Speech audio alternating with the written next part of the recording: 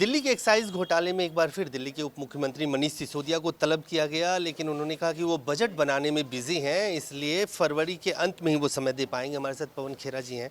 पवन जी, लगातार इस पूरे मामले में दिल्ली के उप मुख्यमंत्री का नाम आ रहा है। अब एक बार फिर उनको इन्वेस्टिगेशन के लिए बुलाने की बात हुई। वो कह रहे हैं बजट बना रहे हैं, इसलिए वो नहीं, इस पे हमारी टिप्पणी नहीं बनती। वो नियमानुसार अगर उनको समय वो उन्होंने मांगा और सीबीआई या ईडी जो भी है समय दे रही है, तो वो उसमें तो हमें क्या बीच में बोलना है।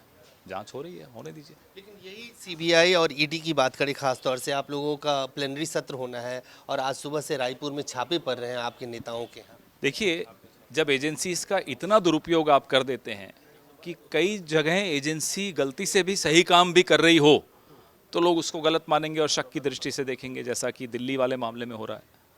तो 95% रेड्स विपक्ष पे अगर आप डालेंगे और अपने जितने जो आपके साथ जुड़ जाते हैं, हेमंता बिस्वा शर्मा हुआ या शुभेंदु अधिकारी हुआ, आप फिर आंख बंद कर लेते हैं उनकी तरफ से, तो फिर शक की तो सुई जाएगी ही, लोग सवाल तो पूछेंगे ही।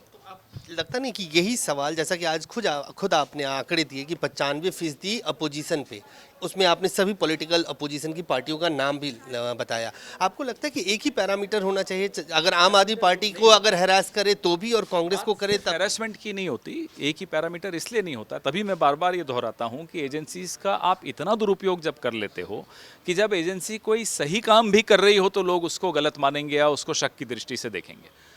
तो वो भेड़िया आया वाली जो कहानी है, ये वो है। एक आखिरी सवाल, जेएनयू में आपने देखा होगा कि जिस तरह से फिर क्लैश हुआ एबीपी और लेफ्ट की विंग के बीच। ये जो हिंसा की राजनीति इस देश में पिछले 8-9 सालों से खास तौर पे कैंपसेस में लाई जा रही है, ये निंदनीय है।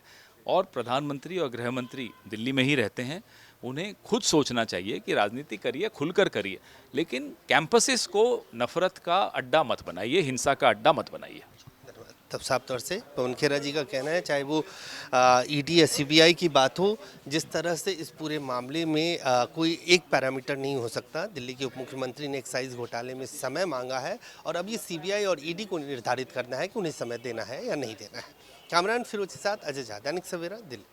ਬਾਬਾ ਸੁਲਤਾਨ ਜੀ 골ਡ ਮੈਡਲਿਸਟ ਤੁਹਾਡੇ ਸ਼ਹਿਰ ਵਿੱਚ ਪਹਿਲੀ ਵਾਰ ਅਦਭੁਤ ਸ਼ਕਤੀ ਚਮਤਕਾਰ ਦੇਖੋ। ਦੇਸ਼ ਵਿਦੇਸ਼ 'ਚ ਬੈਠੇ ਸਾਨੂੰ WhatsApp ਉੱਤੇ ਵੀ ਕਾਲ ਕਰ ਸਕਦੇ ਨੇ। ਘਰ ਬੈਠੇ 11 ਮਿੰਟਾਂ ਵਿੱਚ 101% ਗਾਰੰਟੀ ਨਾਲ ਸਮਾਧਾਨ। ਵਸ਼ੀਕਰਨ ਅਤੇ ਮੁੱਠ ਕਰਨੀ ਦੇ ਮਾਹਰ।